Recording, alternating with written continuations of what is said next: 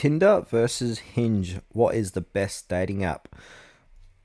Dating apps has been one of the most common ways to meet new people, but not all platforms are built with the same goals in mind. Some focus on fast and casual connections, while others encourage deeper and more meaningful relationships.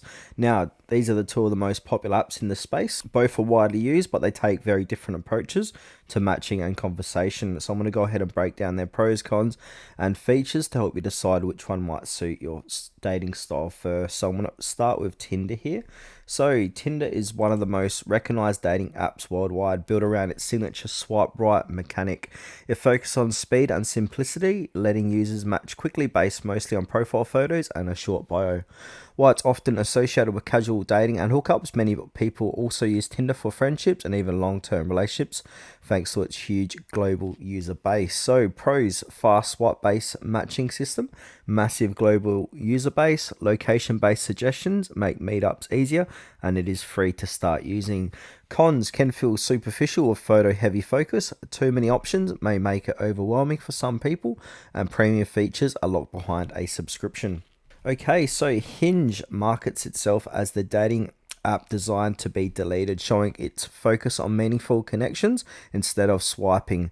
Users fill out detailed profiles or prompts and interests that encourage more personal interactions.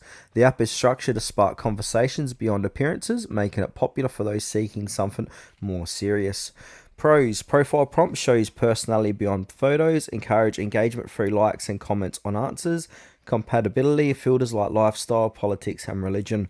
More relationship focused community. Cons: takes longer to set up a profile, smaller user base than Tinder, and limited features without a paid plan. Alright, so let's go and have a look at the feature comparison. So the biggest difference lies in how matches are made and conversation starts. Tinder is all about speed, encouraging quick swipes based mainly on looks, which works well if you're after casual connections, but Hinge, on the other hand, slows things down by asking users to share more details about themselves. This creates space for deeper conversations and stronger compatibility.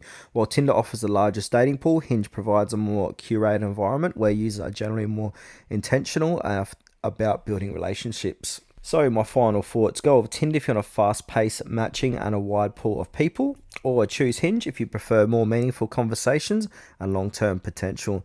Now, the best app depends entirely on your dating goals.